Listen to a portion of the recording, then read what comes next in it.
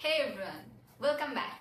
তোমাদের সবাইকে স্বাগতম জানাচ্ছি আমাদের আজকের সেকেন্ড লাইভ ক্লাসটিতে। তোমরা যারা প্রথম লাইভ ক্লাসটিতে আমাদের সাথে ছিলে এবং সেকেন্ড লাইভ ক্লাসটিও দেখছো, কমেন্টে জানিয়ে দাও তোমরা কারা দুটো লাইভ ক্লাসে দেখছো আর কারা কারা আছো যারা প্রথম লাইভ ক্লাসটি দেখোনি কিন্তু এই সেকেন্ড লাইভ ক্লাসটিতে জয়েন করছো। তো তোমরা কমেন্ট করতে থাকো। এই লাইভ ক্লাসটিতে আলোচনা করব হচ্ছে উদ্ভিদ প্রজনন নিয়ে। উদ্ভিদ প্রজনন নিয়ে মূলত যে জিনিসটা আলোচনা করব, এই চ্যাপ্টারের মেইন যে জিনিস সেটা হচ্ছে যে কিভাবে পুং রেণু তৈরি হয় আর কিভাবে স্ত্রী রেণু তৈরি হচ্ছে, কিভাবে গ্যামেট গুলো তৈরি হচ্ছে এবং পরবর্তীতে যেই ফল তৈরি হচ্ছে সেটা আসলে কোন কোন অংশ কিভাবে তৈরি হচ্ছে এই বিষয়টা নিয়ে আলোচনা করব। তো আমি দেখি কারা কারা আছো আমাদের সাথে। তোমরা যারা যারা আছো, আমি খেয়াল করেছি যে লাইভ ক্লাসগুলোতে মূলত ঢাকার বাহিরের অনেকেই খুব বেশি পরিমাণে ক্লাস করে থাকে। তো তোমরা যারা কমেন্ট করছো সাথে তোমাদের কে কোন জায়গা থেকে আছো, কে কোন জায়গা থেকে লাইভ ক্লাসটি দেখছো, জায়গাটার নামটা লিখে দিও। আমি দেখতে চাই ঢাকার বাহিরে কত দূর পর্যন্ত আসলে সবাই 10 মিনিট স্কুলের লাইভ ক্লাস করে থাকে। আচ্ছা, আমি দেখি কমেন্টে।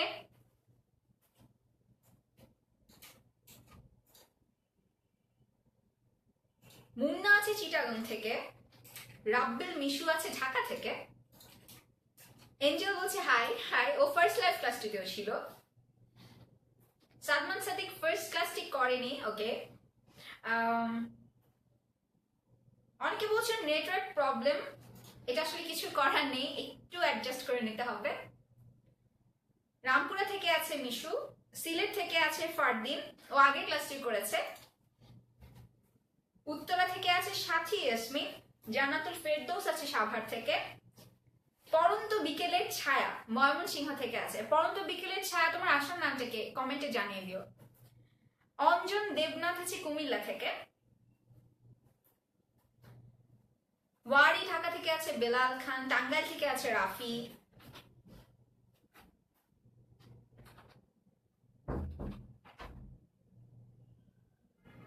ঢাকা থেকে আছে সুমায়া তাসনিম, খিলক্ষেত থেকে আছে তানি, কুষ্টিয়া থেকে আছে আশিবুল, বিপাশা আছে ঢাকা ক্যান্টনমেন্ট থেকে। তো তোমরা কমেন্ট করতে থাকো, ততক্ষণে আমি বলতে থাকি যে আজকে আমাদের মূল আলোচনায় কি কি আছে। প্রথমে আমরা আলোচনা করব হচ্ছে যে পুং গ্যামেট তৈরি হয় ফুলের ক্ষেত্রে, সেই পুং গ্যামেটটি কিভাবে তৈরি হয়। এখন প্রথমেই যে প্রশ্নটা সেটা হচ্ছে যে উদ্ভিদের প্রজনন জিনিসটা কি। উদ্ভিদের প্রজননটা মূলত আমরা আলোচনা করব হচ্ছে উন্নত যে উদ্ভিদগুলো আছে সেগুলোর ক্ষেত্রে। এখন উন্নত উদ্ভিদ মানে কি? উন্নত উদ্ভিদ মানে হচ্ছে তাদের ফুল থাকবে। ফুল থাকা মানে হচ্ছে সেখানে অবশ্যই একটা গর্ভাশয় থাকবে এবং সেখানে পুংদণ্ড থাকবে যেখানে পরাগ রেণু তৈরি হবে। তো এই জিনিসটা নিয়ে আমরা আজকে আলোচনা করব এবং পরাগ রেণু থেকে যে গ্যামেটটা আসবে, পুং গ্যামেটটা, সেই গ্যামেটটার সাথে ডিম্বকের মিলিত হওয়ার ফলে জাইগোট তৈরি হবে এবং সেখান থেকে পরবর্তীতে আমরা বীজ পাবো, ফল পাবো। এগুলো হচ্ছে উন্নত উদ্ভিদের ক্ষেত্রে কিছু বৈশিষ্ট্য।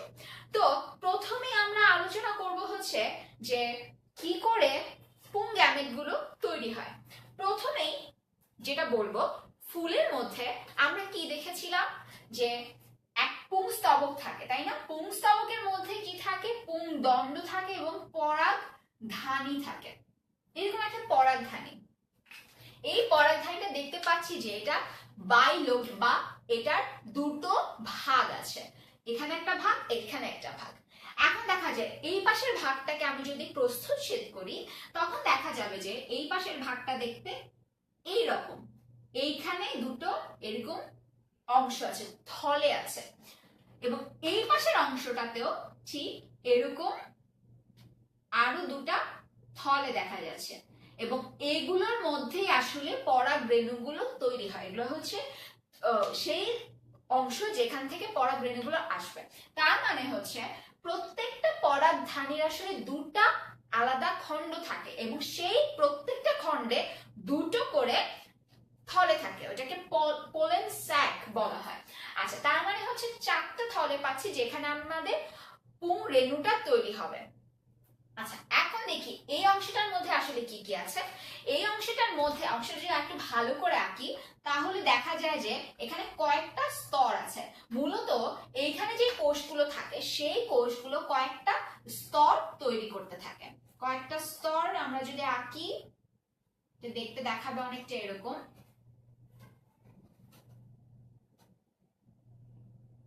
এরকম একটা শেপ দেখায়। আচ্ছা, বাইরের অংশটা কি? বাইরের অংশটা হচ্ছে এপিডার্মিস। এরপরে এই অংশটা কি? এই অংশটা হচ্ছে এন্ডোথেসিয়াম।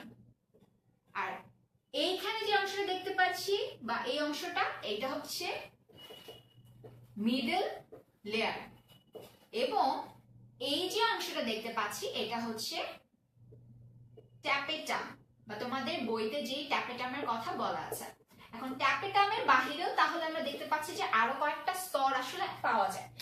এখন যে কথাটা বলবো সেটা হচ্ছে যে এপিডার্মিসের পর আরেকটা লেয়ার আছে, তারপরে আরো একটা লেয়ার, তারপরে ট্যাপেটাম আছে। ট্যাপেটামের ভেতরে থাকে হচ্ছে যে পুংরেণু তৈরি হবে সেই কোষগুলো, মাতৃকোষগুলো। এখন কথা হচ্ছে এতগুলো লেয়ারের আসলে প্রয়োজন কি? প্রয়োজন আছে, প্রয়োজন এই কারণে যে মাঝখানে যে পুংরেণুটা তৈরি হবে, যেই কোষ থেকে তৈরি হবে, সেই কোষটাকে রক্ষা করার জন্য অনেকগুলো লেয়ার তারা এভাবে তৈরি করে থাকে। এবং যে ট্যাপেটাম দেখতে পাচ্ছ, এই ট্যাপেটাম মূলত তাদেরকে রক্ষা করার পাশাপাশি যত প্রকারে তাদের খাদ্য পুষ্টি দেওয়া প্রয়োজন, নিউট্রিশন দেওয়া প্রয়োজন, সেগুলো এই ট্যাপেটাম দিয়ে থাকে। ট্যাপেটামের মধ্য থেকে এই মাঝে যে কোষগুলো ছিল, মাতৃকোষগুলো, সেই মাতৃকোষগুলো খাবার গ্রহণ করতে থাকে। আচ্ছা, এখন এরপরে যেটা হয়, এই অংশটার ভেতরে মূলত কোষ বিভাজন হয়। কোষ বিভাজনের ফলে কি হয়? মনে করো এখানে একটা স্পোর মাতৃকোষ ছিল, মনে করো এটা হচ্ছে স্পোর মাতৃকোষ। এখন এই মাতৃকোষ থেকে কোষ বিভাজিত হয়ে পুংরেণু তৈরি হবে। এখন স্পোর মাতৃকোষে কি থাকবে? স্পোর মাতৃকোষটা অবশ্যই হবে ডিপ্লয়েড, কারণ উন্নত ধরনের উদ্ভিদ মানেই হচ্ছে তাদের বডিটা হচ্ছে স্পোরোফাইটিক বা ডিপ্লয়েড জাতীয়, এবং তাদের যে পরাগধানী আছে, পরাগধানীর ভেতরের কোষগুলো সবই ডিপ্লয়েড থাকে। এরপরে এখান থেকে মিওসিস কোষ বিভাজনের মাধ্যমে, যদি এখানে মিওসিস কোষ বিভাজন হয়, তারপরে আমরা দেখব এখানে মূলত স্পোর তৈরি হচ্ছে, যেটা আসলে হ্যাপ্লয়েড, এবং এটাই হচ্ছে আমাদের পুংরেণু। আচ্ছা, এখন দেখি আসলে এখানে পুংরেণুটা কিভাবে কাজ করে থাকে। এটা আমরা যদি দেখি, তার আগে আমাদের দেখতে হবে যে পোলেন গ্রেইন বা পুংরেণু, সেটার আকার আকৃতিটা কিরকম। আমরা ছবিতে দেখে থাকি যে এরকম একটা অংশে চারপাশে এরকম কাটার মতো কিছু একটা লেয়ার দেখা যায়। এখন এই কাটার মতো লেয়ারটা কেন? কারণ হচ্ছে যে পুংরেণুটা থাকে, সেই পুংরেণুটার মধ্যে দুটা ত্বক থাকে। বাহিরের ত্বকটাকে বলে হচ্ছে এক্সাইন, এবং ভেতরের ত্বকটাকে বলে হচ্ছে ইনটাইন। এখন এখানে যেটা হয়, এক্সাইনের মধ্যে এমন একটা বস্তু থাকে যেই বস্তুটার কারণে এই বাহিরের অংশটা খুব শক্ত পরিমাণে শক্ত ধরনের হয়, এবং সেটা এরকম উঁচু নিচু হয়ে থাকে। ওই জিনিসের নাম হচ্ছে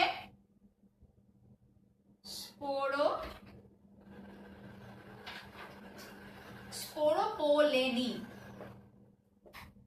আচ্ছা, স্পোরোপোলেনিনের ক্ষেত্রে স্পোরোপোলেনিনটা এক্সাইনের সব জায়গাতে থাকে না। আমরা জানি যে পুংরেণুটার কিছু কিছু জায়গায় জার্ম পোর দেখা যায়। মনে করো এই জায়গাটা একটা ছিদ্র দেখা যাবে, মনে করো জার্ম পোর যেটাকে আমরা বলি। জার্ম পোরটা আসলে কি কারণে হয়? কারণ হচ্ছে স্পোরোপোলেনিনটা এক্সাইনের পুরোটা জায়গা জুড়ে থাকে না। মনে করো এতটুকু জায়গা জুড়ে সে আছে, এই জায়গাটাতে হয়তো সে নাই, আবার এতটুকু জায়গা জুড়ে সে আছে, এই জায়গাটাতে সে নেই। না থাকার মানে হচ্ছে এক্সাইন পুরু প্রাচীর যুক্ত ছিল, কিন্তু ইনটাইন পাতলা প্রাচীর যুক্ত। তার মানে এই জায়গার প্রাচীরটা একটু পাতলা ধরনের থাকে, এর ফলে এই জার্ম পোরটা তৈরি হয়। এখন দেখি এটার ভেতরে কি হয়। এটার ভেতরে যে কোষটা ছিল, সেই কোষটা হচ্ছে এটা, নিউক্লিয়াস থাকবে একটা, এবং এটার ভেতরে যেটা হবে, এটার ভেতরে মাইটোসিস কোষ বিভাজন হবে। মাইটোসিস কেন হবে বলো তো? কারণ হচ্ছে পুংরেণুর মধ্যে, পুংরেণুটা ছিল হচ্ছে আমাদের হ্যাপ্লয়েড, এবং হ্যাপ্লয়েড থেকে আমরা জানি মিওসিস করলে n/2 হয়ে যাবে, এবং সেটা আসলে সম্ভব না। এই কারণে এখানে মাইটোসিস কোষ বিভাজন হতে থাকবে। তো এটার ভেতরের কোষ বিভাজনগুলো দেখানোর আগে আমি দেখি তোমরা কারা কারা আমাদের সাথে নতুন জয়েন করছো।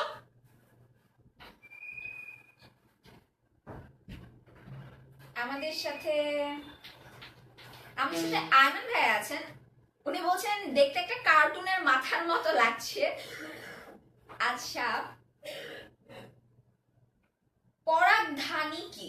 আচ্ছা, পরাগধানী হচ্ছে যেটার ভেতরে পুংরেণুগুলা থাকে, ওই অংশটা যেটা আমি এঁকেছিলাম, যে পুংদণ্ডটা ছিল এরকম, সেটার সাথে এরকম ভাবে যে অংশটা ছিল, এটার ভেতরেই পরাগরেণুটা থাকবে। আমরা যে কোনো একটা ফুল যদি তুমি ধরে দেখবে যে এই অংশটা, উপরের এই অংশটা ধরলে এরকম লম্বাটা একটা দণ্ডের মতো অংশ থাকে, সেটা ধরলে হাতের মধ্যে ছোট ছোট গুঁড়ো গুঁড়ো কিছু একটা হাতে লেগে আসে, এবং সেটা অধিকাংশ ক্ষেত্রে রঙিন ধরনের হয়, এবং ম্যাক্সিমাম টাইম সেটা কমলা ধরনের হয়। তো সেই জিনিসটা হচ্ছে পরাগরেণু। পরাগরেণুটা থাকার জন্য এবং তৈরি হওয়ার জন্য অবশ্যই একটা অংশ দরকার, এবং সেই অংশটার নাম হচ্ছে পরাগধানী। এইটাই হচ্ছে সেই পরাগধানী। এরপর আছে রাজীব উত্তরা মডেল কলেজ থেকে আছে অর্ণব, চিটাগং থেকে আছে প্রান্ত ভৌমিক, তারপরে ময়মনসিংহ থেকে আছে পরন্ত বিকেলে, আর কমেন্ট আগে পড়েছি।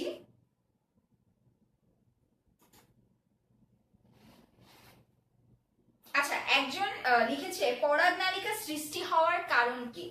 পরাগনালিকা সৃষ্টি হওয়ার কারণ একটু পরে আমরা পড়ব।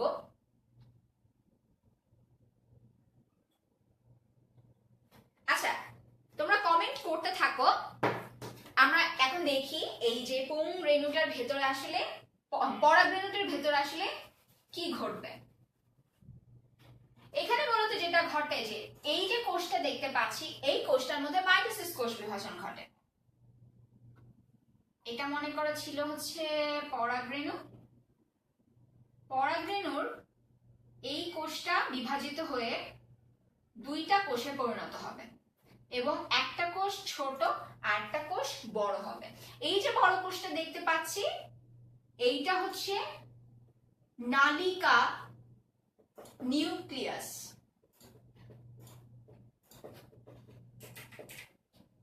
এটা যে দেখতে পাচ্ছি, এটা হচ্ছে জনন নিউক্লিয়াস,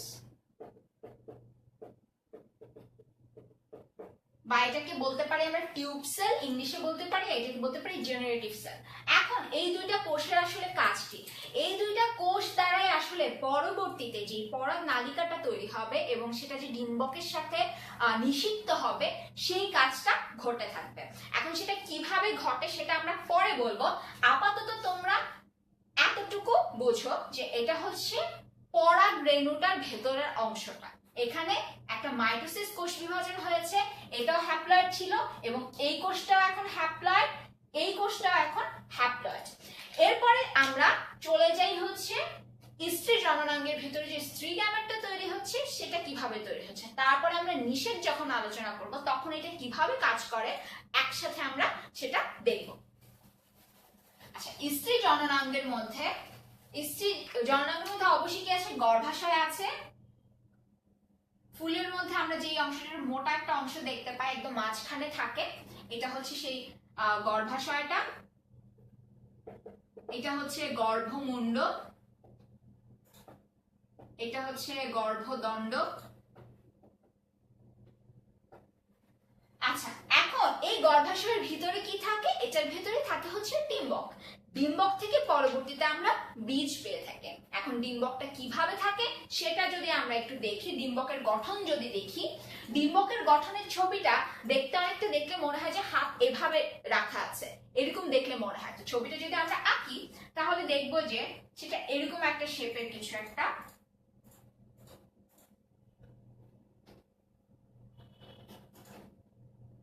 এখানে মূলত কয়েকটা অংশ থাকে, এবং অংশগুলোর নামগুলো তোমাদেরকে বলছি।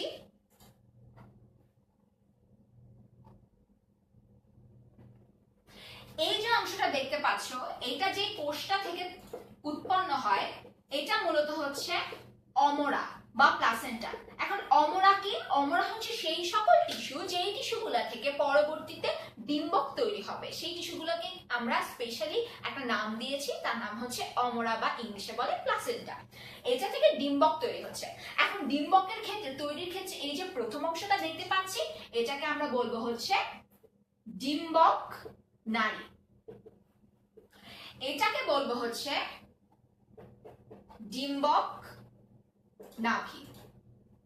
এটাকে বলবো ডিম্বক মূল। এটা থাকবে হচ্ছে ডিম্বক ত্বক, এবং যেটা দুটো অংশ, এটার ভেতরে থাকবে হচ্ছে ভ্রূণথলি। এটা হচ্ছে এটার বেসিক স্ট্রাকচার। তো এখন দেখি, আর এই যে অংশটা দেখতে পাচ্ছি, এই অংশটা লিখতে মনে ছিল না, এই অংশটা হচ্ছে ডিম্বক রন্ধ্র। এটার একটা স্পেশাল কাজ আছে, আমরা নিষেধ পড়ার সময় সেটা দেখব। আচ্ছা, এটা দেখলাম হচ্ছে ডিম্বকের যে জিনিসগুলো আছে, অংশগুলো আছে, অংশগুলোর নামগুলো। এরপর আমরা দেখবো হচ্ছে ভ্রূণথলির ভিতরে কি ঘটে, যেমনটা আমরা দেখছিলাম যে পরাগরেণুটার ভিতরে কি ঘটে। আচ্ছা, এটা দেখার আগে আমি তোমাদের কমেন্টগুলো পড়ছি, কে কে আমাদের ক্লাসটিতে জয়েন করছো।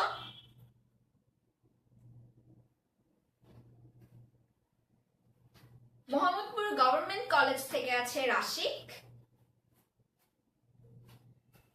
আকবর আলী কলেজ থেকে আছে তোফায়েল, সৈয়দপুর থেকে আছে মোনাব্বিরুল,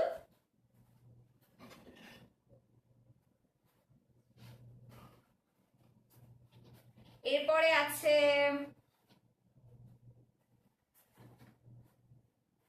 আচ্ছা ইনটাইম কি একজন কোশ্চেন করেছে। ইনটাইম ছিল হচ্ছে যে পরাগরেণুটা আমরা দেখতে পেয়েছিলাম, সেটার ভেতরে যে স্তরটা ছিল, যে কাভারিংটা ছিল যেটার, সেটা বাইরের যে উঁচু নিচু অংশ সেটাকে বলছিলাম এক্সাইম, তার ঠিক ভেতরের যে অংশটা সেটাকে বলছিলাম ইনটাইম। পরবর্তীতে তোমাদেরকে আবার দেখিয়ে দিব কোন অংশটা ইনটাইম। এরপরে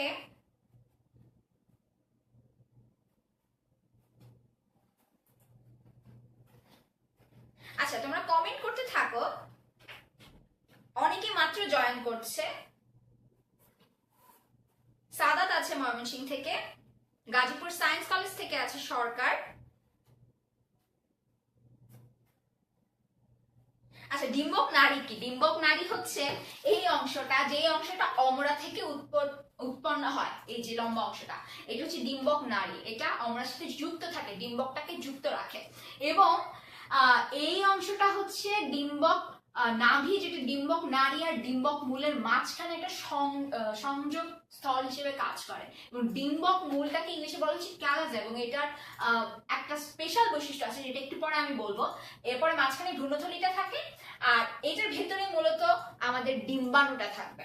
আর যে ডিম্বক ত্বক আছে এখানে, এবং এই দুটা ত্বক দেখো, দুটা কিন্তু একসাথে মিলে মানে বন্ধ হয়ে যায়নি, তার একটা ছোট ছিদ্র করে রেখেছে। এই ছিদ্রটা হচ্ছে ডিম্বক রন্ধ্র।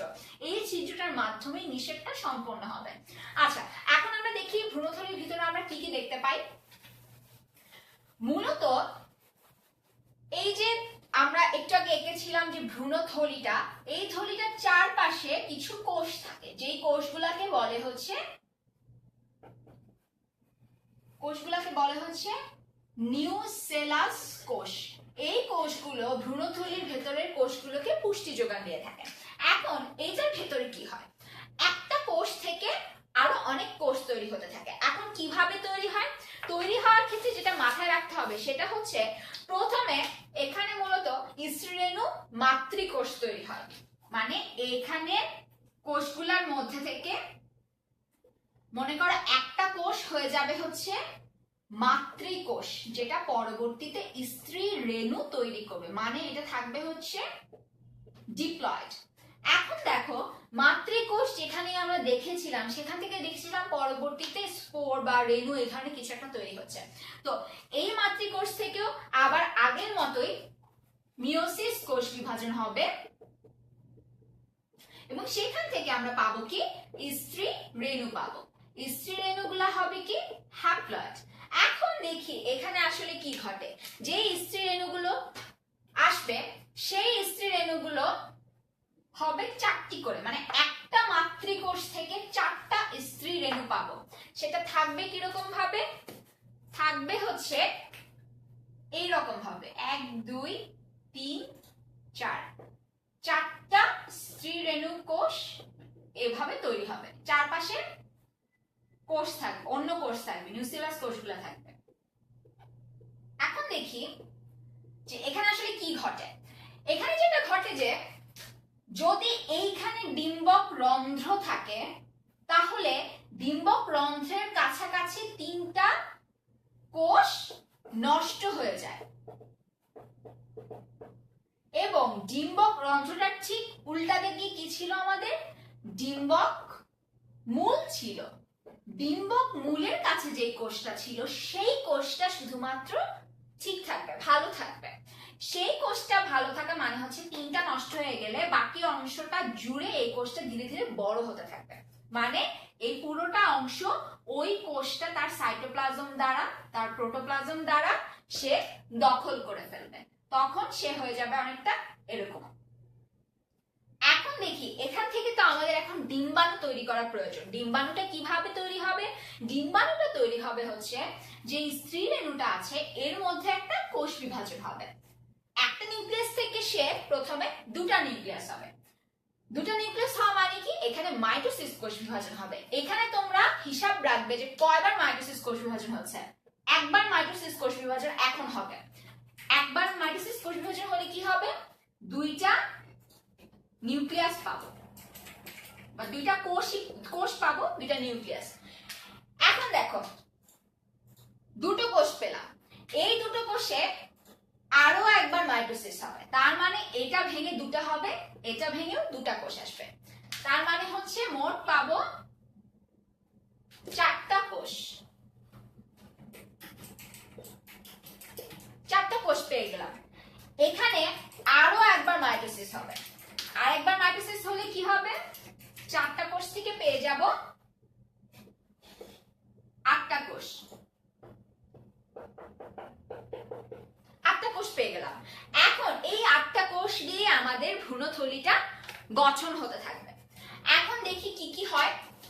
3টা কোষ মিলে এক একটা অংশ গঠন করে ফেলে। কিভাবে, উপরের দিক থেকে 3টা কোষ মিলে এরকম ভাবে একটা অংশ গঠন করবে, আর নিচের দিক থেকে 3টা কোষ মিলে এরকম একটা অংশ গঠন করবে। গুণে দেখো 6টা কোষ না, তার মানে আমাদের আরো 2টা কোষ এখনো কিন্তু বাকি আছে। আরো 2টা কোষ তাহলে কি করবে, তারা ঠিক মাঝখানে অবস্থান করবে। এখন দেখি, আমি বলেছিলাম এটার এই দিকে হচ্ছে ডিম্বক রন্ধ্র আর এই দিকে হচ্ছে ডিম্বক মূল। ডিম্বক রন্ধ্রের দিকে যেই 3টা কোষ থাকবে সেই 3টা কোষের মাঝের কোষটাই হবে হচ্ছে আমাদের কাঙ্ক্ষিত ডিম্বাণু, যেটা তৈরি করা অ্যাকচুয়ালি আমাদের মূল লক্ষ্য। আর পাশে 2টা কোষ হবে হচ্ছে তার সহকারী কোষ। আর ঠিক উল্টা দিকে ডিম্বক মূলের দিকে যেই 3টা কোষ ছিল সেই 3টা কোষকে আমরা বলবো হচ্ছে প্রতিপাদ কোষ।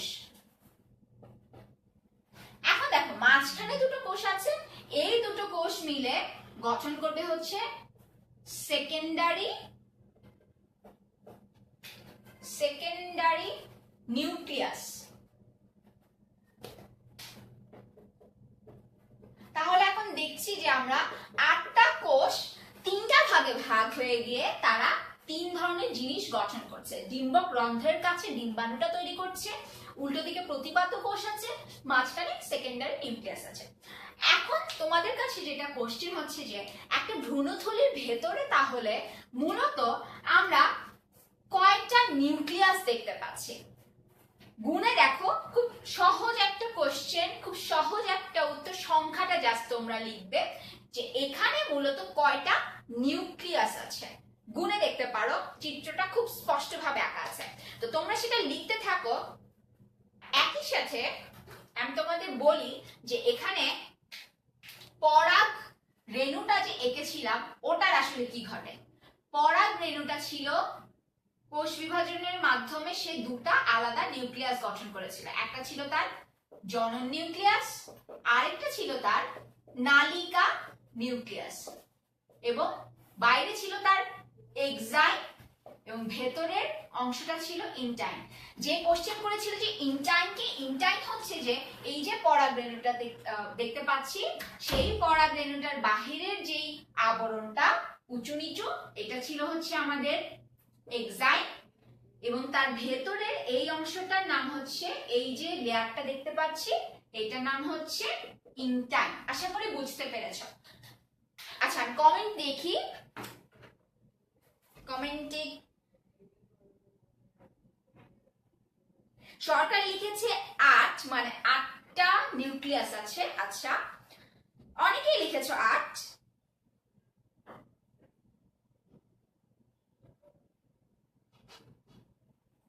সাগর লিখেছে 2,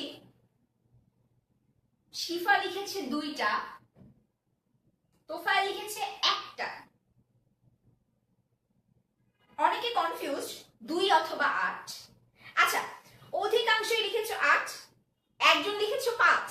আচ্ছা ওকে, এখন আমি বলি আসলে কি ঘটে এখানে। ছবিটার দিকে তাকাও, 8টা কোষ, তার প্রত্যেকটার মধ্যে নিউক্লিয়াস আছে, তার মানে কি 8টা কোষে 8টা নিউক্লিয়াস আছে।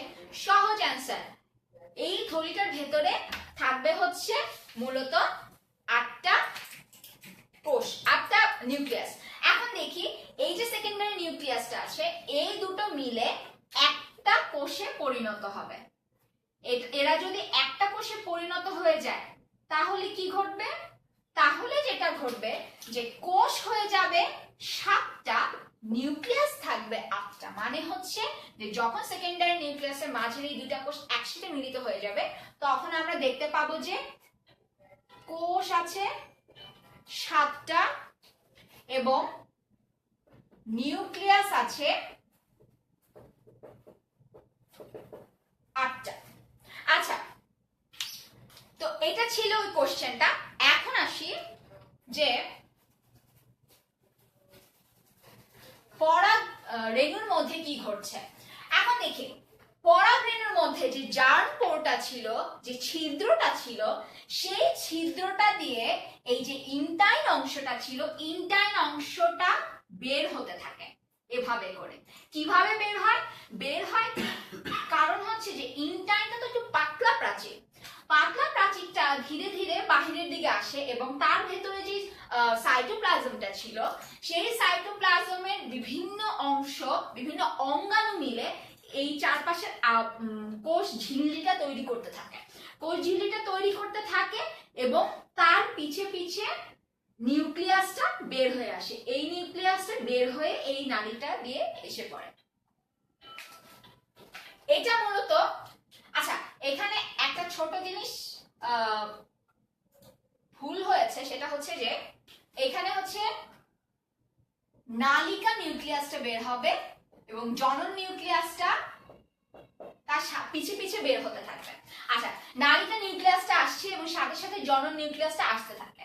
এখন নালিকা নিউক্লিয়াসটা কি করে? নালিকা নিউক্লিয়াসটা যখন যে ডিম্বক রন্ধ্র ছিল, রন্ধ্র দিয়ে আসে, তার সাথে পিছন থেকে যে জনন নিউক্লিয়াসটা ছিল, সেই জনন নিউক্লিয়াসটা কোষ বিভাজন করে দুটা গ্যামেট তৈরি করে। কিভাবে? মনে করো এটা হচ্ছে নালিকা নিউক্লিয়াসটা, সে সামনের দিকে যাচ্ছে এবং পিছের দিকে ছিল হচ্ছে জনন নিউক্লিয়াস। এই জনন নিউক্লিয়াসে মাইটোসিস কোষ বিভাজন হবে। মাইটোসিস কোষ বিভাজন হয়ে এইখানে দুটা পুং গ্যামেট তৈরি হবে, একটা দুটা, এই দুটা হচ্ছে গ্যামেট, এরা হচ্ছে পুং গ্যামেট। এখন আসো নিষেক প্রক্রিয়ার ছবিটা আমরা এঁকে ফেলি। নিষেক প্রক্রিয়ার ছবিটা যদি আঁকি তাহলে প্রথমে আমাদের যেটা আঁকতে হবে সেটা হচ্ছে যে প্রথমে একটা গর্ভমুণ্ড আঁকছি, তারপর এখানে গর্ভাশয় এবং তার ভেতরে আছে হচ্ছে ডিম্বক। ডিম্বকের মধ্যে তোমরা যারা ছবি আঁকতে সমস্যা হয় তারা দেখতে পারো যে কিভাবে আসলে ছবিটা আঁকছি। যাতে করে সহজে পরীক্ষা আঁকতে পারো।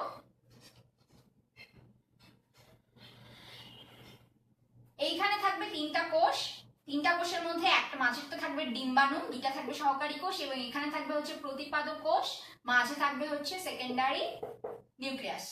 আচ্ছা এখন দেখি, এখন এইখানে পরাগরেণু এসে পতিত হবে।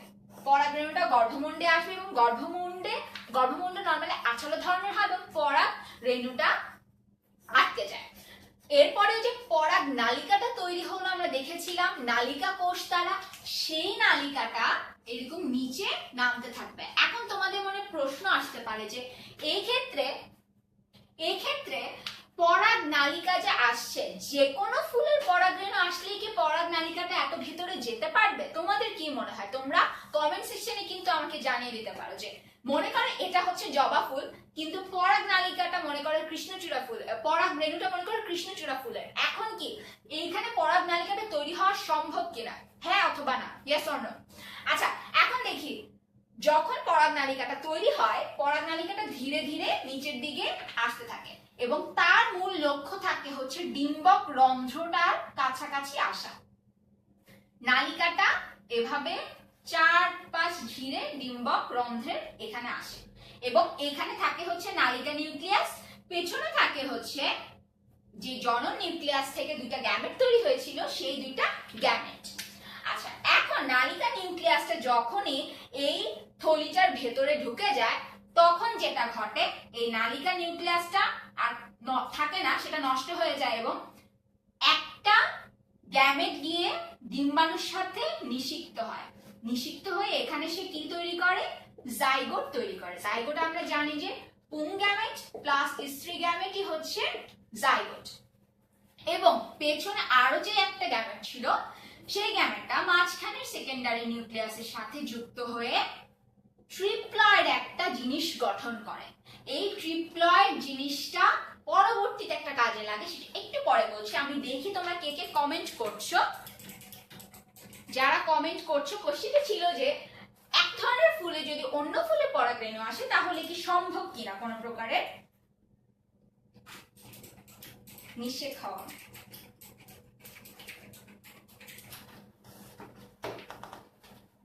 আচ্ছা দেখি এখন এই যে 3n আসলো, এটা হচ্ছে ট্রিপ্লয়েড। এটা কি? এটা হচ্ছে শস্য তৈরি করে। শস্য জিনিসটা কি? শস্য হচ্ছে মূলত এন্ডোস্পার্ম। এন্ডোস্পার্ম কি কাজে লাগে?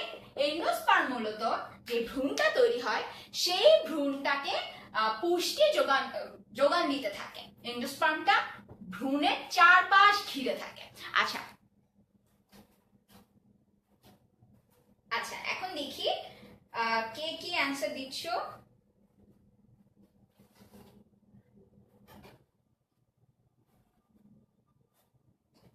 একজন লিখেছে পসিবল, আরেকজন লিখেছে না, অনেকেই লিখছে যে পসিবল। এই পরাগ নালিকাটা অন্য কোনো ফুলের পরাগরেণু থেকে তৈরি হওয়া সম্ভব কিনা? আসলে সম্ভব হয় না। কেন হয় না? কারণ হচ্ছে যে যখনই মনে করো, আমি এক্সাম্পল বলেছি, মনে করো এটা হচ্ছে জবা ফুলের গর্ভাশয় আর পরাগরেণুটা হচ্ছে কৃষ্ণচূড়া ফুলের। এক্ষেত্রে যেটা মেইনলি ঘটে যে যদি অন্য একটা ফুলের পরাগরেণু এসে পতিত হয় গর্ভমুণ্ডে, সে যখন মোটামুটি একটু পরাগ নালিকা তৈরি করবে, তার ভেতরে কেমিক্যাল কিছু রিঅ্যাকশন হবে, সে ম্যাচ করে দেখবে এই পরাগ রেণুটা তারই স্পিসিসের কোনো ফুলের কিনা। যদি না হয়, পরাগ নালিকাটা এখানেই নষ্ট হয়ে যাবে, এটা আর ভেতরে যেতে পারবে না। তো তোমরা যারা বলছিলে যে সম্ভব, আসলে সম্ভব না। আচ্ছা এখন দেখি, ট্রিপ্লয়েড হচ্ছিল আরেকটা জাইগোট তৈরি হয়েছে। এখন দেখো এই যে গ্যামেটটা ছিল, এই গ্যামেটটা ছিল হ্যাপ্লয়েড, ডিম্বাণু ছিল হ্যাপ্লয়েড, তার মানে এইখানে যে জাইগোট হবে সেটা হবে হচ্ছে আমাদের ডিপ্লয়েড, আর শস্য পাচ্ছি আমরা, এন্ডোস্পার্ম পাচ্ছি হচ্ছে ট্রিপ্লয়েড। আচ্ছা এখন দেখি এর পরে কি ঘটে। এরপরে মূলত যেটা ঘটে যে জাইগোটটা প্রথমে জাইগোট আকারে থাকে, কিন্তু এই যে ট্রিপ্লয়েড যেটা থাকে, এটা কোষ বিভাজন করতে থাকে। কোষ বিভাজন করতে করতে সে মোটামুটি এই পুরোটা অংশ জুড়ে জায়গা দখল করে ফেলে। জায়গা দখল করার পরে জাইগোট কোষ বিভাজন শুরু করে।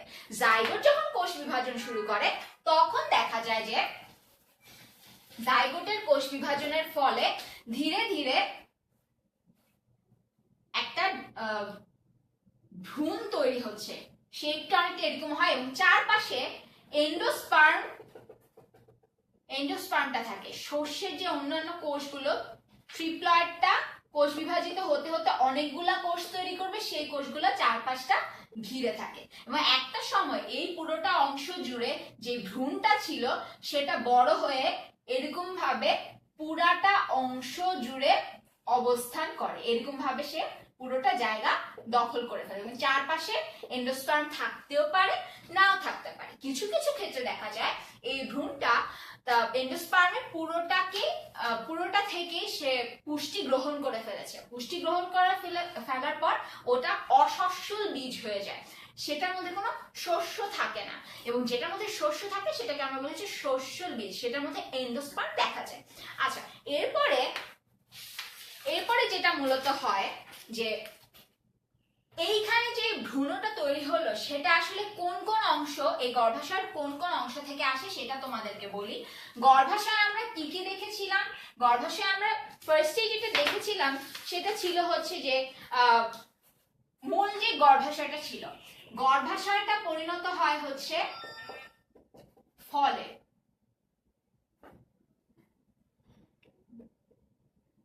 ডিম্বক তৈরি হয় হচ্ছে বীজে এবং একই সাথে যে ডিম্বক নাড়ি ছিল, ডিম্বক নাড়িটা পরিণত হয় হচ্ছে বোটাতে এবং যেই ডিম্বক মূল ছিল সেটা নষ্ট হয়ে যায়। অনেক কিছু আসলে নষ্ট হয়ে যায়, তবে যে গর্ভাশয় প্রাচীর সেটা পরিণত হয় হচ্ছে ফল ত্বকে। আর যে ডিম্বক প্রাচীর যেটা আমরা দেখেছিলাম দুটা স্তর ছিল সেটা পরিণত হয় বীজ ত্বকে। তো এটা হচ্ছে কোন কোন অংশ কোন কোন জিনিসে পরিণত হয়। আচ্ছা, এরপরে যেটা তোমাদেরকে বলবো সেটা হচ্ছে যে এই যে প্রজনন প্রক্রিয়াটা হলো, তোমাদের মনে কোশ্চেন আসতে পারে যে যখনই একটা পরাগ নালিকা আসছে সেটা কি সব সময় এদিক দিয়ে প্রবেশ করবে কিনা, এটা কি এদিক দিয়ে প্রবেশ করতে পারে কিনা বা এদিক দিয়ে প্রবেশ করতে পারে না? উত্তরটা হচ্ছে অবশ্যই পারে, সেটা হওয়া সম্ভব। এবং এইভাবে মূলত অধিকাংশ উদ্ভিদের ক্ষেত্রে এইভাবে নিষিক্ত হয়, তবে এই দিক দিয়ে বা ডিম্বক মূল দিয়ে ওই পরাগ নালিকাটা প্রবেশ করতে পারে। সেটা অল্প কিছু উদ্ভিদে সেটা দেখা যায়, ডিফারেন্ট টাইপের কিছু উদ্ভিদে সেটা দেখা যায়। আরেকটা প্রশ্ন থাকতে পারে যে সব সময় ডিম্বকটা কি এই ধরনের শেপে থাকবে কিনা? উত্তর হচ্ছে না, ডিম্বকটা এরকম শেপেরও হতে পারে, তার ডিম্বক রন্ধ্রটা উপরের দিকেও থাকতে পারে। এমনকি এমনও হতে পারে যে তার ডিম্বক রন্ধ্রটা সাইডে আছে, এইভাবে আছে। আবার এমন হতে পারে যে তার ডিম্বকের ইয়াটা একটু আঁকা বাঁকা দেখতে, এক্স্যাক্টলি নিচেও না আবার পাশেও না, এই ধরনের হতে পারে। বিভিন্ন ধরনের শেপে সেটা কিন্তু হওয়া সম্ভব। আচ্ছা, এখন দেখি যৌন প্রজননের মূলত সুফলটা কি। যৌন প্রজনন মানেই হচ্ছে যে যেখানে গ্যামেটগুলোর ফিউশন হবে, মিলিত হয়ে জাইগোট তৈরি হবে এবং সেখান থেকে ভ্রূণ তৈরি হবে। এখন এই যৌন প্রজননের ফলে কি ঘটে? মনে করো একটা গাছ আছে, তার গাছের ফুলের মধ্যে হ্যাপ্লয়েড ডিম্বাণু আছে, তারপর হ্যাপ্লয়েড পুংরেণু তৈরি হচ্ছে। এখন হ্যাপ্লয়েড জিনিস সে বারবার তৈরি করে যাচ্ছে, সে কিন্তু আবার ডিপ্লয়েড অবস্থায় যেতে পারছে না। ডিপ্লয়েড অবস্থায় যাওয়ার জন্য কি দরকার? অবশ্যই দুটো হ্যাপ্লয়েড জিনিস মিলিত হয়ে ডিপ্লয়েড অংশ তৈরি করা প্রয়োজন। ডিপ্লয়েড অংশ তৈরি হলেই পরবর্তীতে নতুন গাছটা আসা সম্ভব। তার মানে হচ্ছে যৌন জননের এখানে যদি এরকম নিষেধ না হতো তাহলে মূলত ওই মাতৃ উদ্ভিদের মতো আরেকটা উদ্ভিদ পাওয়া সম্ভব হতো না। তো এটা হচ্ছে যৌন জননের প্রধান সুফল। আচ্ছা, এরপরে উন্নত ধরনের উদ্ভিদে বা যে কোনো উদ্ভিদে কি কি ধরনের জনন হতে পারে আমরা এর আগে দেখেছি। শৈবাল ছত্রাকের ক্ষেত্রে ছত্রাকে যেমন আমরা দেখেছিলাম যে অ্যাগারিকাসে ব্যাসিডিওস্পোর তৈরি হচ্ছিল, কারণ সেটা ব্যাসিডিওমাইসিটিস ব্যাসিডিওমাইসিটিসের একটা ছত্রাক ছিল সে। আবার অ্যাসকাস থেকে স্পোর তৈরি হচ্ছিল যেটা অ্যাস্কোমাইসিটিসের আন্ডারে ছিল। আবার মনে করো যে জুস্পোর তৈরি হচ্ছিল আমরা দেখতে পাচ্ছিলাম উলোট্রিক্সের ক্ষেত্রে, শৈবালের ক্ষেত্রে। জুস্পোর কোনগুলো ছিল? যেগুলোর মধ্যে ফ্লাজেলা ছিল এবং যেটা চলাচলের সক্ষম, এরকম স্পোরগুলোকে আমরা জুস্পোর বলেছিলাম। অ্যাকাইনিটি তৈরি হচ্ছিল। অ্যাকাইনিটি ছিল হচ্ছে কোষের চারপাশটা জুড়ে একটা পুরু প্রাচীর হচ্ছিল। হিপনোস্পোর তৈরি হচ্ছিল, অ্যাপ্লানোস্পোর তৈরি হচ্ছিল, সিনোসাইটিক কোষ দেখতে পাচ্ছিলাম। এই সব কিছু মূলত হচ্ছে অযৌন প্রজননের উদাহরণ। তার মানে হচ্ছে শুধুমাত্র যে যৌন প্রজননই একমাত্র প্রজননের মাধ্যম তা কিন্তু না, এটা আমরা আগের চ্যাপ্টার গুলোতেও কিন্তু দেখে এসেছি। একই সাথে অঙ্গজ জনন হওয়া সম্ভব দেহের অঙ্গের মাধ্যমে। কিভাবে? যেমন মনে করো মূল থেকে নতুন একটা গাছ হতে পারে। অনেক উদ্ভিদ আছে যেগুলোর মূল লাগালে সেখান থেকে নতুন উদ্ভিদ হয়, যেমন মিষ্টি আলু। মিষ্টি আলু কিন্তু মূলত হচ্ছে রূপান্তরিত মূল, আর আলু হচ্ছে রূপান্তরিত কাণ্ড। তোমরা কিন্তু অনেক সময় এটা ভুল করে থাকো। নর্মাল আলু হচ্ছে রূপান্তরিত কাণ্ড, মিষ্টি আলু হচ্ছে রূপান্তরিত মূল। এছাড়া মনে করো কাণ্ড দিয়েও কিন্তু নতুন করে গাছ হওয়া সম্ভব, যেমন মনে করো আদা, পেঁয়াজ এগুলোর ক্ষেত্রে। আবার বাঁশ, কলা এইসব গাছের ক্ষেত্রে কি হয়? পাশ দিয়ে একটা পোল তৈরি হয়, সাকার তৈরি হয়, একটা বিশেষ অংশ তৈরি হয়। ওই অংশটাকে আলাদা করে নিলে বা ওই অংশটা থেকে নতুন একটা গাছ কিন্তু তৈরি হওয়া সম্ভব। আমি যারা কলা গাছ দেখেছি তারা এই জিনিসটা দেখেছি অনেক সময়। আচ্ছা, এরপরে পাতার মাধ্যমে হতে পারে, যেমন হচ্ছে কিছু গাছ রয়েছে, উদ্ভিদ রয়েছে, যেমন পাথরকুচি পাতা, সেটার পাতা থেকে কিন্তু নতুন উদ্ভিদ হতে পারে। তারপরে আর কি হতে পারে? বাডিং এর মাধ্যমে কোন একটা অংশ থেকে একটা বাড তৈরি হলো কোন একটা গাছে, সেইটার মাধ্যমে উদ্ভিদের প্রজনন হতে পারে, নতুন উদ্ভিদ তৈরি হতে পারে। একই সাথে কৃত্রিম অঙ্গজ প্রজনন হতে পারে। অঙ্গজ প্রজনন দু ধরনের, একটা হচ্ছে স্বাভাবিকভাবে নরমালি হবে, আর একটা হচ্ছে কৃত্রিম ভাবে হবে। কৃত্রিম ভাবে মানে হচ্ছে মানুষ দ্বারা সেটা করতে হবে। কি কি হতে পারে? সেখানে হতে পারে হচ্ছে কাটিং বা শাখা কলম। শাখা কলম কি আমরা নরমালি দেখে থাকি যে বিভিন্ন পাতাবাহার গাছ, অনেক সময় যেটা হয় যে কারো বাসায় হয়তো পাতাবাহার গাছ খুব সুন্দর লাগলো, আমরা সেখান থেকে একটা ডাল নিয়ে আসি। ডাল নিয়ে এসে কি করি? সেটাকে 45 ডিগ্রি অ্যাঙ্গেলে কেটে ফেলি, গোড়াটা কেটে তারপরে পানিতে কিছুদিন রেখে দিই, শিকড় গজায়, তারপরে সেটাকে আমরা মাটিতে পুঁতি। এই যে ঘটনাটা আমরা করছি, এই জিনিসটাই মূলত হচ্ছে শাখা কলম বা কাটিং। একটা শাখা কেটে নিয়ে আসছি এবং সেই শাখাটা লাগালে একটা নতুন গাছ হয়ে যাচ্ছে। তারপরে আরেকটা কি হতে পারে? আরেকটা হতে পারে হচ্ছে জোড় কলম। জোড় কলম কি? জোড় কলম হচ্ছে মনে করো একটা গাছ আছে, এটা মনে করো একটা গাছ, সেই গাছের মধ্যে তুমি আরেকটা গাছের ডাল এনে লাগাচ্ছ। ডাল এনে এখানে মনে করো জোড়া দিয়ে দিলে, কোনো না কোনো ভাবে তুমি জোড়া দিলে, এখানে জোড়া দেওয়ার পর এটা মনে করো আরেক ধরনের গাছ। তখন কি হবে? এই দুইটা গাছ একসাথে বড় হবে। যেমন আমরা অনেক সময় দেখতে পাই যে নার্সারিগুলোতে আমরা দেখতে পাই যে বাগান বিলাস যে ফুলটা আছে, সেই ফুলটা কিন্তু অনেক সময় দেখা যায় একই গাছের মধ্যে একদিকে সাদা ফুল, একদিকে গোলাপি ফুল, আর একদিকে মনে করো হলুদ রঙের ফুল হচ্ছে। কিভাবে হচ্ছে? এগুলো মূলত এই জোড় কলমের মাধ্যমে হয়ে থাকে। বিভিন্ন রঙের গাছের ডালাটা এনে একসাথে মিলিয়ে ওই কলমটা তৈরি করা হয়, তখন ফুল একই জায়গা থেকে বিভিন্ন রঙের ফুল তৈরি হওয়া শুরু করে। তারপরে কি হতে পারে? তারপরে হতে পারে হচ্ছে চোখ কলম বা যেটাকে বলা হয় হচ্ছে বার্ডিং। এখন বার্ডিং এর ক্ষেত্রে একটা কথা আছে যে বার্ড জিনিসটা কি? বার্ড জিনিসটা হচ্ছে তুমি মনে করো একটা গোলাপ গাছের ডাল নিলে, গোলাপ গাছের ডাল নিলে তুমি দেখতে পাবে যে এরকম একটা অংশ থাকে, এরকম একটা অংশের ভেতর থেকে নতুন একটা ডালা তৈরি হয়, নতুন একটা ডাল তৈরি হয়ে এখানে পাতা গজায় বা ফুল গজায়, কিছু একটা গজায়। তো কিছু কিছু সময় এখানে যে সবুজ অংশটা দেখা যায়, এই অংশটার ভিতর থেকে ডাল তৈরি হচ্ছে না। তুমি যদি অংশটা একটু সরিয়ে দেখো, দেখবে একটা চোখের মতন এরকম একটা অংশ আছে, একটু সাদাতে থাকে অংশটা। তুমি যদি পাতাটাকে কেটে ফেলো, বাহিরের এই বাড়তি অংশটাকে তুমি যদি কেটে ফেলো বা সরিয়ে ফেলো, বার্ডিং এর ক্ষেত্রে যেটা করা হয়, বার্ডিং এর ক্ষেত্রে মূলত এটা গোলাপ গাছে মূলত করা হয়। যেটা করা হয় সেটা হচ্ছে, মনে করো এটা অন্য একটা গাছের ডালা নিয়ে আসা হলো, এখান থেকে তার কিছু অংশ বাকল আমি কেটে ফেললাম, কেটে ফেলে এই জায়গাটা আমার খালি হয়ে গেল, আমি ভিতরের কোষগুলো দেখতে পাচ্ছি। এইখান থেকে এই চোখের অংশটা, শুধু এতটুকু, এই চোখের অংশটাকে ক্ষতি না করে কেটে তুলে নিয়ে আসা হয়, এনে এইটার ভেতরে একটা প্যাকেটের মতন করে বসিয়ে দেওয়া হয়, বসিয়ে দিয়ে এটা এরকম জোড়া লাগিয়ে দেয়। জোড়া লাগিয়ে দিলে, পানি দিলে, এটা পরবর্তীতে একটা টবের মধ্যে যদি তুমি লাগিয়ে রাখো, ধীরে ধীরে এইখান থেকে এই যে চোখ নিয়ে এসেছিলে যেই গাছটা থেকে, সেই গাছের শাখা বের হতে থাকবে। এটা কি বলে হচ্ছে বাডিং। এখন জোর কলম এবং চোখ কলম অনেকটা একই ধরনের মনে হতে পারে, কিন্তু পার্থক্য হচ্ছে যে জোর কলম হচ্ছে গ্রাফটিং, গ্রাফটিং এর মূল ইয়া হচ্ছে যে সেটা একটা শাখা এনে একটা গাছের সাথে লাগাতে হবে, একটা ডালা এনে লাগাতে হবে, কিন্তু বাডিং এর ক্ষেত্রে এরকম একটা ছোট একটা বাড এনে ভিতরে বসিয়ে দিতে হয়। এটা হচ্ছে মূল পার্থক্য। আর আরেকটা জিনিস যেটা মনে রাখতে হবে, যেটা তোমাদের অবজেক্টিভে আসতে পারে, সেটা হচ্ছে যেই গাছটার মধ্যে তুমি ডালা এনে লাগাবে সেই গাছটাকে বলা হয় হচ্ছে স্টক, আর যেটাকে তুমি এনে লাগাচ্ছ সেটার নাম হচ্ছে সায়ন। এই জিনিসটা তোমাদের মনে রাখা প্রয়োজন।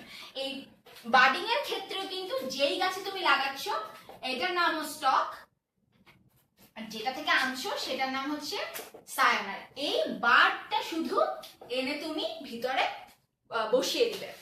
আচ্ছা, এরপরে মনে করো গুটি কলম হতে পারে। গুটি কলম কি?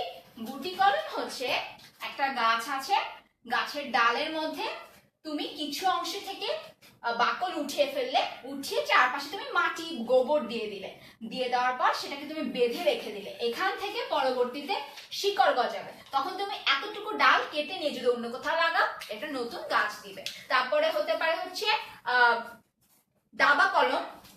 দাবা কলম হচ্ছে মূলত কোন একটা গাছের, এটা যদি গাছ হয়, এটা যদি গাছের ডাল হয়, গাছের ডালকে মাটির মধ্যে পুঁতে ফেলা হয়, পুঁতে ফেললে দেখা যায় যে এই অংশটা থেকে মূল তৈরি হচ্ছে, পরবর্তীতে এতটুকু কেটে ফেললে এই অংশটা থেকে নতুন একটা গাছ পাওয়া যায়। আচ্ছা, আমি দেখি আমাদের সাথে কে কে ক্লাস করছো।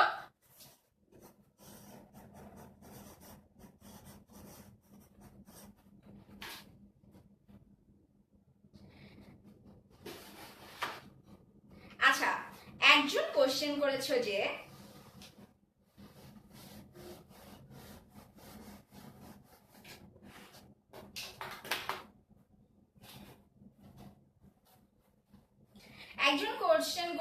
হচ্ছে ভ্রূণথলিতে ডিম্বাণুর সাথে একটি এবং গৌণ নিউক্লিয়াসের সাথে একটি শুক্রাণুর মিলন কিভাবে হয়। আমি দেখিয়েছিলাম যে পরাগ নালিকাটা যখন আসে তখন নালিকা নিউক্লিয়াসটা সামনে থাকে, পেছনে থাকে হচ্ছে জনন নিউক্লিয়াস। জনন নিউক্লিয়াসটা মাইটোসিস কোষ বিভাজনের মাধ্যমে দুটা গ্যামেট তৈরি করে, একটা গ্যামেট ডিম্বাণুর সাথে মিলিত হবে, আরেকটা গ্যামেট সেকেন্ডারি নিউক্লিয়াসের সাথে যুক্ত হবে। এবং কখন যুক্ত হবে? যখন নালিকা নিউক্লিয়াসটা ডিম্বক রন্ধ্র দিয়ে ওই থলিটার ভেতরে ঢুকে যাচ্ছে, সেই সময়টাতে ওই দুইটা গ্যামেট ভেতরের কোষগুলোর কাছাকাছি পৌঁছে যায়, তখন এই দুইটা ঘটনা ঘটে।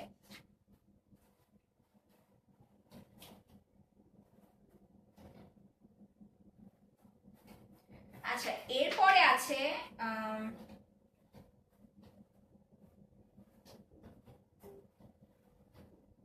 তোমাদের কোনো কোশ্চেন থাকলে আমাকে কোশ্চেন করতে পারো।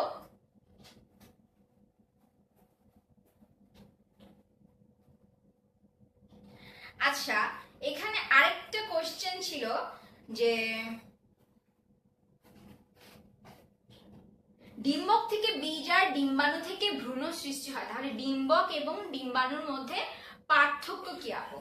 আচ্ছা, এখানে দেখো মূলত যেটা ঘটে যে ডিম্বক জিনিসটা হচ্ছে মূলত পুরোটা অংশ। ডিম্বক হচ্ছে অমরার থেকে যে পুরোটা অংশ আসছে, এই যে অংশটা দেখতে পাচ্ছি এই অংশটা পুরোটাই হচ্ছে ডিম্বক। আর ভেতরে যে থলিটা ছিল, থলির ভিতরে যে একটা স্পেশাল কোষ ছিল যেই কোষটার সাথে একটা পুং গ্যামেট দিয়ে যুক্ত হচ্ছিল সেই জিনিসটা হচ্ছে ডিম্বাণু। ডিম্বকের ভিতরে ডিম্বাণু থাকে। ডিম্বক আর ডিম্বাণু ডিফারেন্ট জিনিস। ডিম্বকের ভেতরে ডিম্বাণু তৈরি হয়।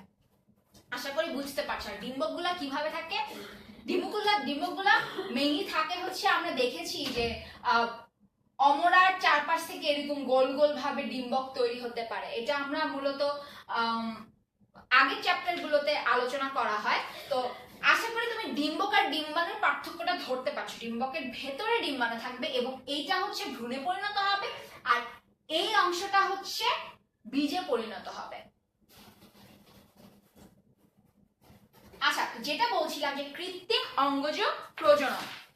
কৃত্রিম অঙ্গজ প্রজননের পরে আছে হচ্ছে পার্থেনোজেনেসিস। পার্থেনোজেনেসিস মূলত হচ্ছে ডিম্বাণুটা নিষিক্ত হওয়া ছাড়া যদি কখনো ভ্রূণ সৃষ্টি করতে পারে তখন সেটাকে আমরা বলি হচ্ছে পার্থেনোজেনেসিস। নিম্ন শ্রেণীর উদ্ভিদগুলোতে এটা হতে দেখা যায়, উচ্চ শ্রেণীর উদ্ভিদগুলোতে মূলত এটা দেখা যায় না।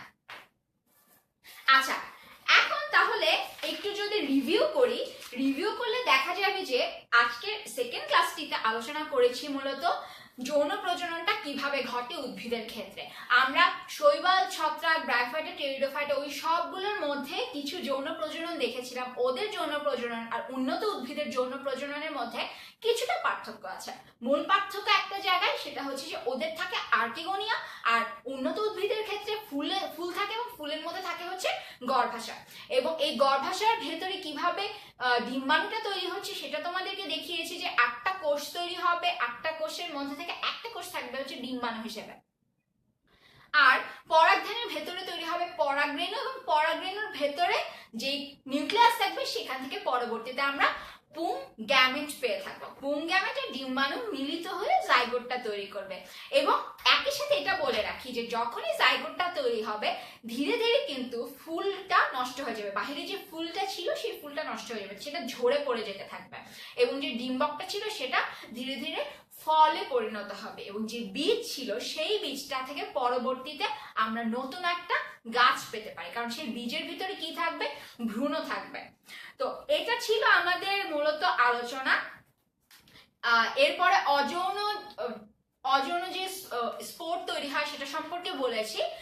এছাড়া তোমাদের যদি কোনো কোশ্চেন থেকে থাকে কোশ্চেন করতে পারো। আরেকটা জিনিস আছে, সেটা হচ্ছে যে কৃত্রিম হাইব্রিডাইজেশন, সংকরায়নটা কিভাবে করা হয় কৃত্রিম ভাবে। তুমি হয়তো দেখা যাচ্ছে যে মানে একই স্পিসিসের ভিন্ন ধরনের দুইটা ফুলের মধ্যে বা গাছের মধ্যে তুমি ক্রস ঘটাতে চাচ্ছ, তখন সেটা কিভাবে করবে? সেটা করার জন্য মূলত যেটা করা হয় যে ফুল থেকে পুং রেণুটাকে আলাদা করা হয়, যেটাকে বলা হয় হচ্ছে ইমাস্কুলেশন। পরিপক্ক হওয়ার আগে ফুল থেকে পুংস্তবকটা সরিয়ে ফেলা হয়। এখন কি হয়? শুধুমাত্র থাকে হচ্ছে গর্ভাশয়টা, মানে একটা ফুল হয়তো এটা ছিল, সেটার এটা হচ্ছে তার ডিম্বাশয়, এটা ছিল তার পরাগরেণু, পরাগধানী। তুমি কি করলে? তুমি চাচ্ছ না যে ওদের মধ্যে কোনো প্রকারে নিষেক হোক, তুমি এই পুং রেণুটাকে পুংদণ্ডটাকে সরিয়ে ফেলছো। এই যে সরিয়ে ফেলার ঘটনা, এটাকে বলে ইমাস্কুলেশন। তারপরে তুমি এটাকে একটা ব্যাগের মধ্যে ভরে রাখবে, মানে হচ্ছে ডাল যেটা ছিল, যেটার মধ্যে যে বৃন্ত দিয়ে যে ফুলটা হচ্ছিল, তুমি এই জায়গাটাতে একটা কিছু দিয়ে তুমি পলিথিন দিয়ে শুধু ফুলটাকে ধরে আটকে রাখলে, যাতে করে অন্য কোনো পরাগরেণু এখানে আসতে না পারে। তারপরে তুমি একটা সময় যেই পরাগরেণুটা তুমি চাচ্ছ এটার সাথে ক্রস করাতে, সেটাকে নিয়ে তুমি এটার গর্ভমুণ্ডে রাখলে পরবর্তীতে সেটা মিলিত হয়ে তোমার কাঙ্ক্ষিত একটা জাইগোট তৈরি হবে।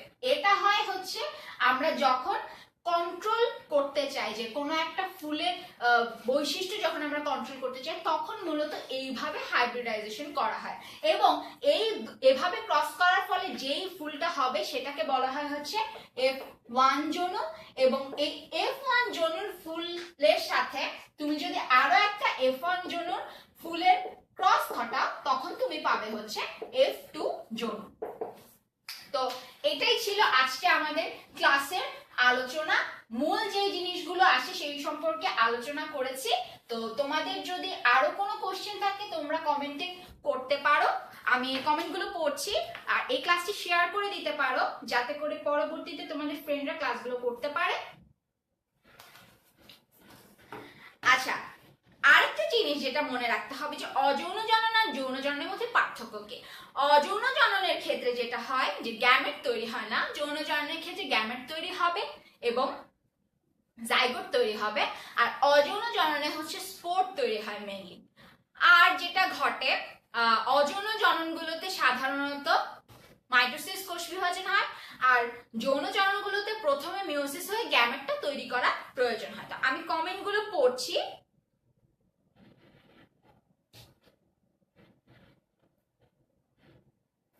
আচ্ছা আচ্ছা, ডাবল ফার্টিলাইজেশন কি জিনিস? ডাবল ফার্টিলাইজেশন মূলত হচ্ছে যে ডিম্বাণুর সাথে একটা পুংগ্যামেট যুক্ত হচ্ছে, সেকেন্ডারি নিউক্লিয়াসের সাথে আরেকটা পুংগ্যামেট যুক্ত হচ্ছে, এই দুইটা ঘটনা একই সাথে ঘটতে থাকে, এটাকেই বলে হচ্ছে ডাবল ফার্টিলাইজেশন, বা বাংলায় বলে দ্বিনিষেক। দ্বিনিষেকের ফলে কি কি তৈরি হয়? একটা জাইগোট তৈরি হবে এবং একটা ট্রিপ্লয়েড কোষ তৈরি হবে। এরপরে দেখি আর কোনো কোশ্চেন আছে কিনা তোমাদের।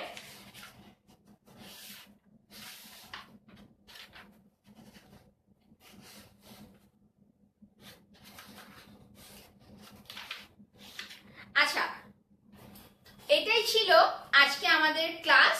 তো এরপরের লাইভ ক্লাসটিতে তোমরা কোন চ্যাপ্টারটি চাচ্ছ সেটা তোমরা কমেন্টে জানিয়ে দিতে পারো। তোমরা একই সাথে ভিডিওটি শেয়ার করতে পারো, ভিডিওটিতে তোমাদের ফ্রেন্ডদেরকে মেনশন করে দিতে পারো। আজকে লাইভ ক্লাসটি এখানেই শেষ হচ্ছে। প্রথম লাইভ ক্লাসটি যারা মিস করেছো তারা প্রথম লাইভ ক্লাসটি আমাদের ওয়েবসাইট থেকে দেখে নিতে পারো, আমাদের ফেসবুক পেজ থেকে দেখে নিতে পারো। Good night.